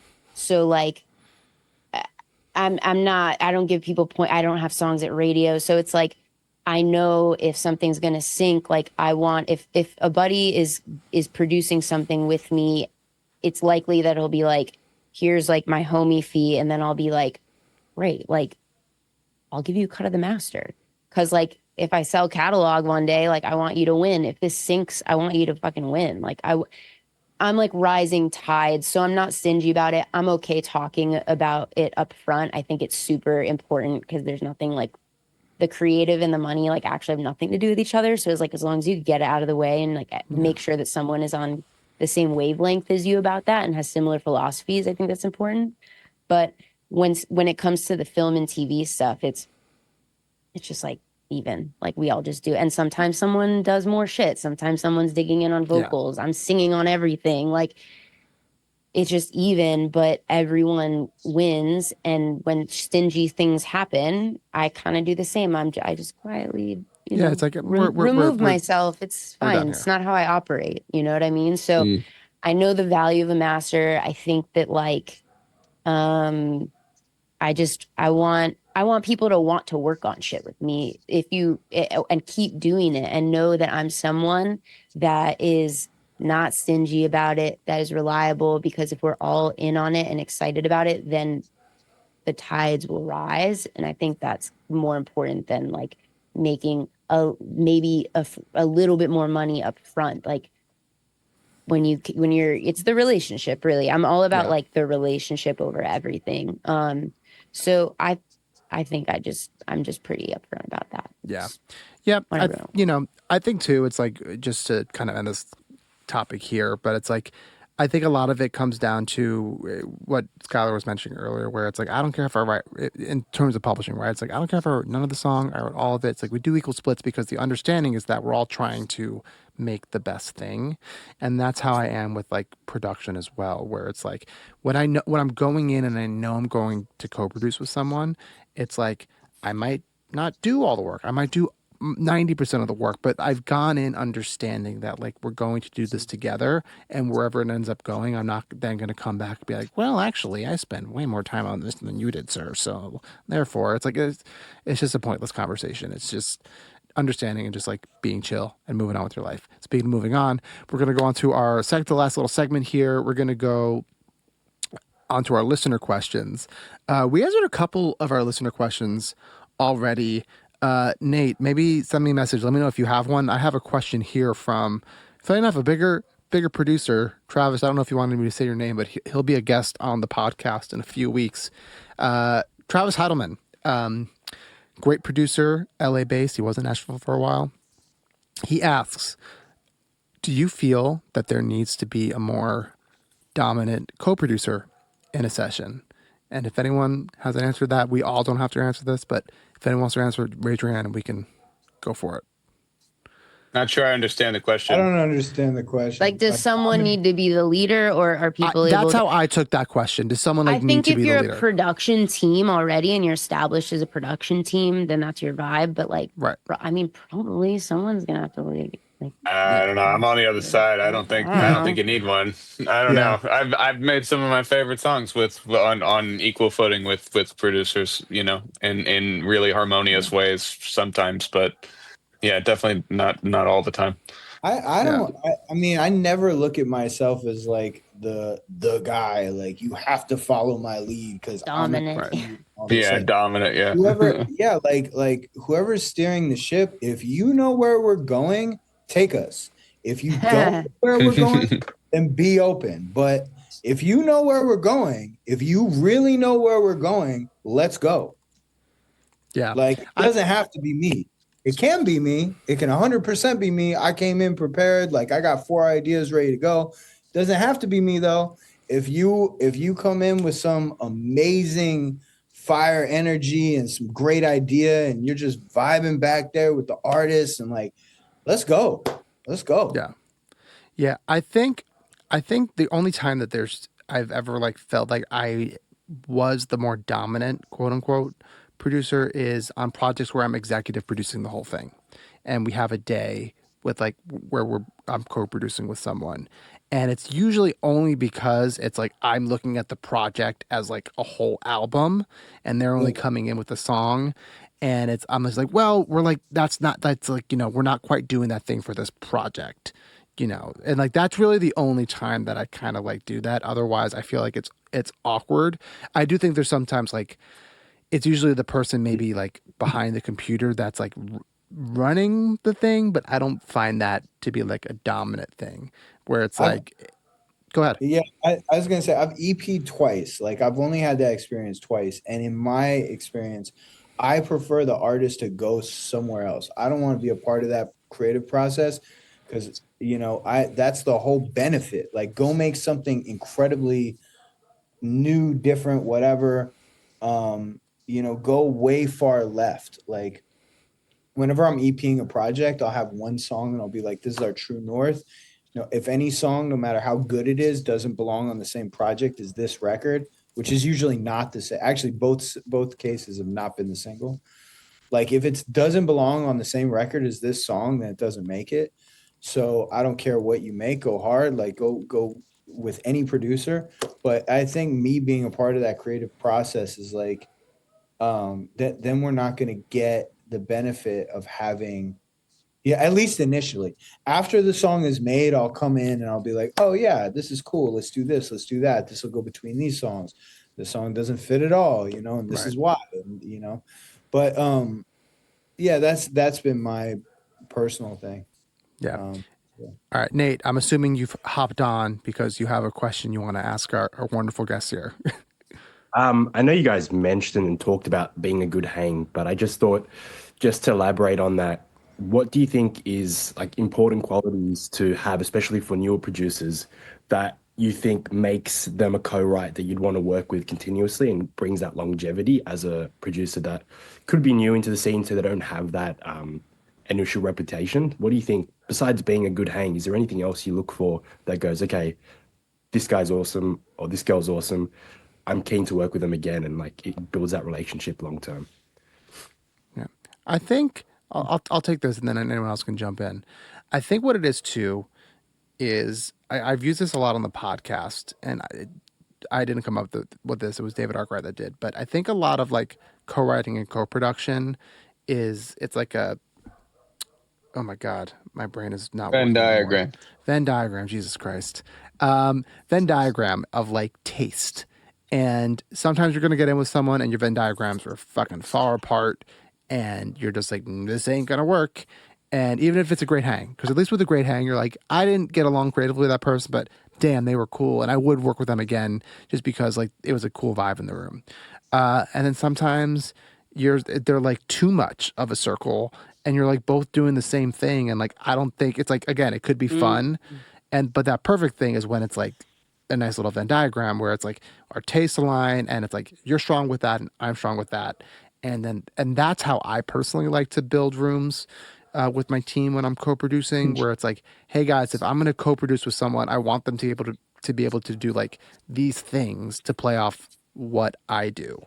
So I think it's like understanding, like taking a good look at yourself and being like, cool, what am I really good at, and what do I need to like lean on someone with, and then try and build those rooms, and even having those conversations. Like I'll meet producers a lot of time and have coffee with them before we work, and like, yeah, so like, what are you good at? What are you blah blah blah? And you kind of make like a game plan beforehand, and you can usually tell like before you meet where it's like, okay, I think we're gonna work well together, or like we're not. And like, just to bring up Joe again, because I had the session, it was fresh off mine. I did that with Joe, where Joe and I have been friends for a minute. And we actually found out it took so long. Like, people just kept canceling, but we had our first session yesterday. But we knew for so long because we talked before, like how the session was going to go, and it went exactly that way, and it was so fucking awesome. Anyone else want to hop in on this question? I probably Was just the echo question what else? them. What else was? What else do we look for besides good hang? Was that I think the because gist of it? Nate's coming out here soon. I think he's going to be trying to get in sessions, and it's like what I feel like Nate is like. What can you do like to like ensure those sessions go well, right? Yeah, like what do you bring? Yeah. Because I know being a good hang is just like being a good person is important. That's Yeah. just Yeah. That's the. I mean, if you don't have that, you're dead in the water already. I guess. exactly, But yeah, like, for sure. But I guess it's that next step in terms of actually your art or your skill, like Justin was saying, being able to be filling up those empty spaces that you might not be good at with. the flexibility, I think, is the biggest thing. That's Yeah. the biggest thing to be successful. Is you have to not necessarily. Sometimes it's not about what you think you're good at. It's about what you think your collaborators are good at. If somebody comes in and has a killer voice or writes really great lyrics, I don't have to sing, and I don't have to engage as directly on the lyric side. But figuring that out pretty quickly. And nothing is more frustrating than finding that out way too late, than finding out somebody's a fucking awesome piano player at the very end of the day when they never touched the piano the entire Right, damn right. day. Stuff like that. It bums me out and feels like missed opportunities. But I think finding out where you can contribute and making sure that you're contributing. And the Like a good role hang player. thing, a role player. The good hang thing is a really loose way of saying, show some social skills and be real with people. If you show up on day one and hand out a business card and ask where's the contract we're all going to sign, you know what I mean? It's you're already way out of bounds. You've lost the plot. But Yeah, it's I mean, I don't know. I'm thinking of specific people through my life that have randomly come in, and maybe it's their first session or their second session, and that's on their mind. Those things. They're like, you know, How does this work? yeah, exactly. So how does it work? And you can tell kind of immediately. So I think there's like a relaxed nature that you can have in a session. Think about like what pets might react to. Like if you're in the room. If you're in the room and you're scared, they'll know you're scared. If you're in the room and you're like really informal and loose, then they'll also know that.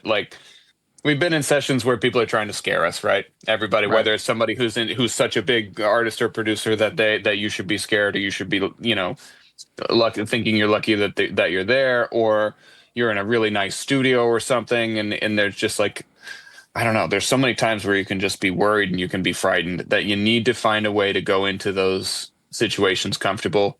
If you are not good with caffeine, don't drink a shit ton of coffee before you go in there, and then you're like super jittery and everybody thinks you're weird. Or if you don't smoke weed, don't go into a room and smoke weed with a bunch of people who smoke weed. It's going to mess up. You're going to feel weird, and it's going to mess up the vibe a I've little bit made for that you. mistake. My first trip in LA, I made that mistake. It was so It's a bad. real thing. So, on the other hand, when I started out as an engineer, we would do overnight sessions, or basically overnight. These would be like 10 to 4 kind of sessions. Just like party rap sessions, you know what I mean? And there were tons of times when somebody would be like, "Hey, DJ, do you want to hit this? You want a sip of this? Or do you want any of that?" And one of the other dudes that worked there told me early on that he was like, even if you do not want to participate, you need to take it and you need to fake it.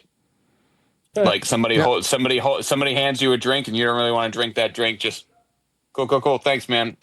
Delicious. Yeah. You know, if they hand you a blunt or something and you don't want to smoke that blunt, just fucking fake it and pass it. You know, there were so many times where like if you didn't do that in some of those rooms, people would be like, you know, this guy thinks he's better than us. This guy isn't doing the thing that everybody's doing, or you know, like. And there were so many times where in those sessions being a good hang was a completely different thing. You know, than like you're on a writing trip and you're all sitting by a pool somewhere, you know, trying to write a love song.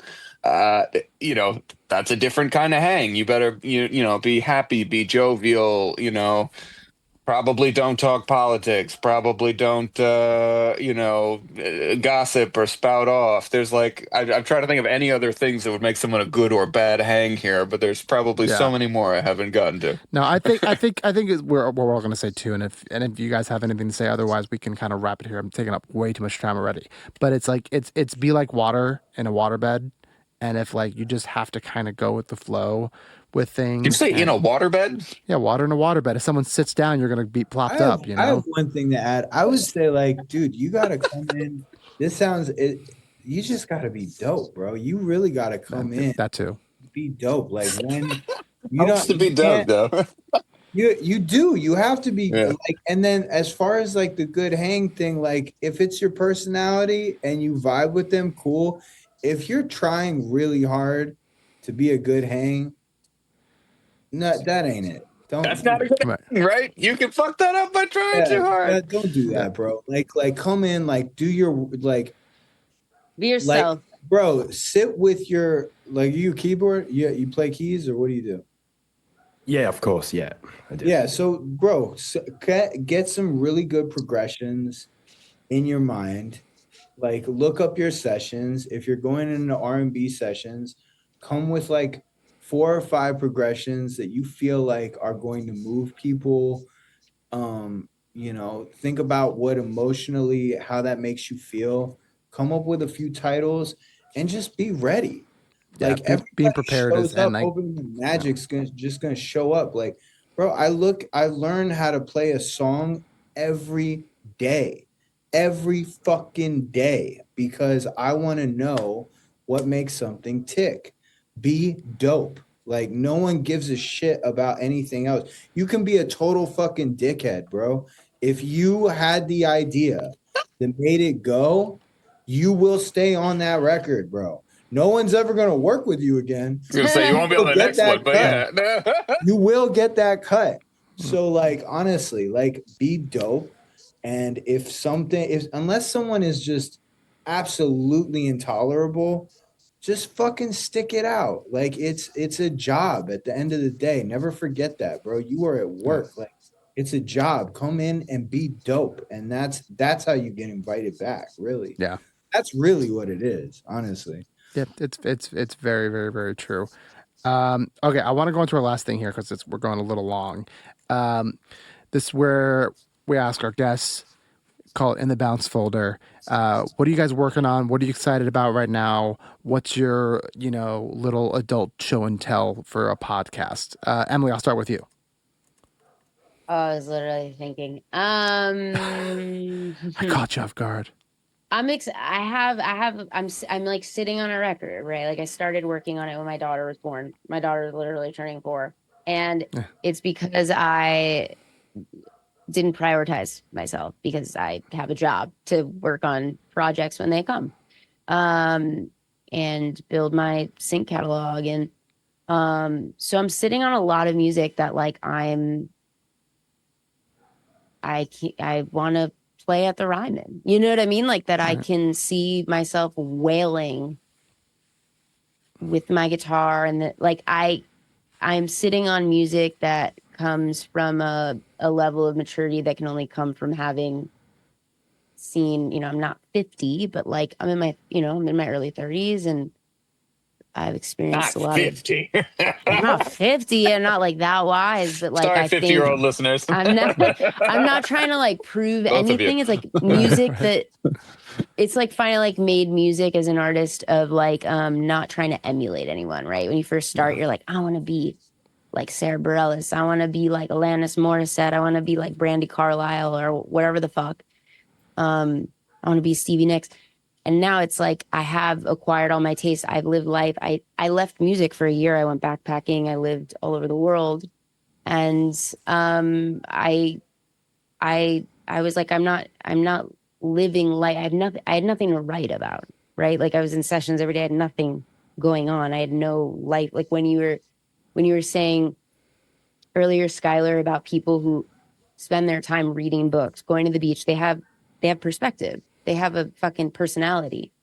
And I I have perspective on things. And I've, been with people that I love in their death. And I feel like I'm with my musical taste and my life perspective, I'm sitting on music that I feel is me. Whether it's dies on my hard drive with me or other people hear it, I would love to play this music in front of a lot of people and let it rip. So that's what I'm really excited about. Yeah. I love that. For our listeners, her artist project again is Lowen, Lowen, right? I'm not being a dick and getting that wrong.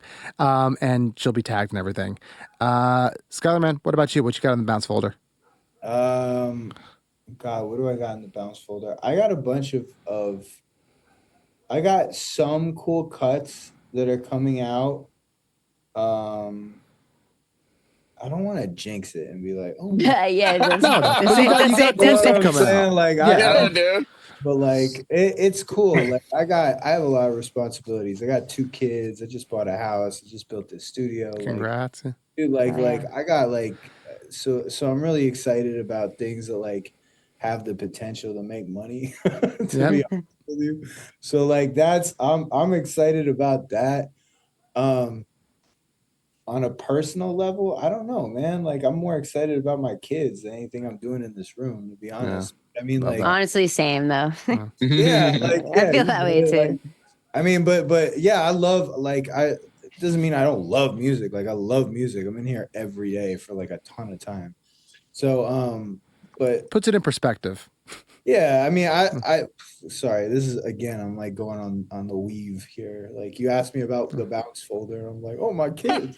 The weave, you said. Yeah, like I mean, like I don't know, like what, like I'm starting to put out. I got this guy that was like, he came and watched me make a record for this girl like 2 years ago. We were over at like, anyways, I did this like 100%. I did this whole project, this 100% project down at the Interscope Studios. Like this girl, this A&R came in. He was like, yo, I got this girl. And he just booked me with her. And like, she didn't write at all. And so like, I was in the studio and like, I engineer. I started as an engineer as well, by the way. I used to work at Nice. under Mike Karen and like did all this, like, that was how I got into this thing. Dick. And so like I most of the times I engineer. And so anyways, this guy watched me do this record for this girl. I produced it, wrote it, demoed it, engineered her, cutting it. He came back to me. He's like, yo, if you want to put music out and do it yourself, I'll fund it. I'll do whatever you want to do. He approached me with that like maybe like 2 months ago. And so I've been starting this project and I'm really excited because he's going to dump a bunch of money behind it. And that makes me feel like it has a shot, which is There really you go. I'm going to make some really cool records and put them out as myself and Fuck yeah. get some Nice, master man. because these fucking labels don't give shit. And Yeah. so I'm very excited about that. That's going to be really cool. Love to Oh, hear yeah. that. Deej? I'm making music with a lot of great artists. Capri Everett, you know, Emmy Grace is great. Also, I mean, just She's amazing. Yeah. Monrovia. There's like a lot of people I spend a lot of time with, but uh, I also am launching a plugin company. So that is the thing that is in my bounce, my metaphorical bounce folder. We are in the very, very final stages of tweaking it before release. And as people that use a lot of plugins, I feel like we all have great opinions and great ideas for what would make better tools and better toys, you know. Yep. And so ours are going to be a nice blend between tool and toy, I hope. Cool. I've But I've that's used I've been using the beta versions of everything, and they're well, it's one right now, but it's really really awesome. one for now, four to One for come. But now. I know. they're just like Oh, really fun, Yeah. irreverent, plugins for people who don't come from the same background as me, for people who don't come from an engineering background, and people who still like making songs and tracks and beats. And Yeah. it's exciting. It's fun to get into something that you aren't unfamiliar with that is still related to music. So that's what software feels like Yeah. to me at this point. It's like a For little bit of a new frontier for me and an old I, frontier for a bunch of other people. I have a question. Like, not. Sure. Do you guys co-produce or use AI to co-produce? I oh, don't. you don't bring that up at the end of the thing now. What are you doing to me? Sorry, Trying I to had to wrap. ask. I mean, honestly, it's like it's kind of interesting. Like, I mean, it's a new frontier here. I wonder if Yeah. it's. Yeah. I wonder if anyone's doing it. I'll keep it short. I have not yet. I'm more on. I want them to figure out their shit legally first before I really dive in on it. But I know it's a great tool. I spoke to someone last week who's really using it heavily, and like they've been loving it. If one of you guys want to answer this super quickly, go for it. I think you got it. Yeah. I don't think it solves anything for me. I Yeah. don't think it helps anything for me. It makes the fun parts of making music shorter, which I don't appreciate. I want my, Ooh, that's a yeah, great way of putting it. Actually, I love that. yeah. Like I like The that. People are process, like, it kills the process. I yeah. agree with that. I mean, that's why I'm here. That's why I do it. I don't want to do it so that it is over quickly. And I think so much of the AI tools now are like, you can get to this point so fast. And so maybe I will find myself in a position where that is valuable to me. I don't fucking think so, though. I Such a think I dirty. will. It's such a dirty word, isn't it? It's like, ew. Well, it's because what it is sometimes is it's a way in for people to cut corners, and I enjoy the corners. I don't want to cut them, so Yeah. I'll stand over here for as long as I can, Yeah. without it. Okay. I do want to wrap here. Before I wrap, I'm going to say my thing, but I want to mention DJ because the Instagram is public. So for your plugin company, everyone should go follow Jungle Audio. Jungle Audio, baby. Jungle Audio. jungle. Jungle Jungle Audio. Audio. Cool. So just follow them on Instagram, whatever the socials, to learn more about the plugin. Mine, funny enough, it's similar to Emily's and Skylar. Like I've just started kind of like throwing it out there for my close friends on Instagram, but like I'm in the beginning of doing my own artist thing. I don't know.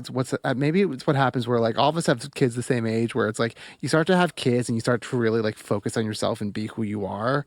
And I think that's what's happened to me where I was an artist and I was in bands and I was always the main songwriter and I was writing songs by myself. And then for years I came out here and I didn't write a song by myself for like 6 or 7 years. And I've been doing more songwriting by myself again, and especially the last like 5 months, like songs have just been pouring. Anyway, so Yeah. that's something that I think I'm That's going exciting, to. dude. Hype for you. Yeah, I think Yeah. that kid thing is a big thing because for me it like trimmed the fat of my life pretty quickly without me even choosing. It just was like, oh, that's bullshit. That's bullshit. That's bullshit. Because this is not bull. I know what's not bullshit, and it's like this Yeah. person. And then Yeah. it makes you kind of just go inward, and then the more inward you go, you're like, oh, this was the source of it all at the beginning. Like this is I fuck with, like I love just music. I just think I'm like so much more, and I wish I had this perspective when I was younger. Maybe I would have been a more successful artist, but I'm just a lot more self-reflective, and I'm able to be a lot more honest and say things in a record in a song that I don't think I necessarily would have done years ago. Like, and Nah, now I I'm don't just like, think you show enough skin, Justin. You couldn't dance as well. yeah, I know, but anyway, for that, so that's something that I'm gonna start doing soon. Anyway, guys, I want to thank you so much for coming on the pod. This was a really fantastic discussion. You're all welcome back anytime. Thank you to our listeners. Thank you to Nate here, our Thank you, guys. intern. for asking this question. And Thanks, take Nate. care, everyone. Nice to meet you guys. All right, Thanks for tuning in to Producer Points. Your support means the world to us. If you enjoyed this episode, don't forget to like, subscribe, rate, and share with fellow music enthusiasts. For an encore, check out our Spotify playlist featuring all the songs we've discussed on the show, giving you the perfect soundtrack to your creative journey. Additional audio and video editing for this episode was done by Nathan Rebello. Until next time, this is Justin Gammella.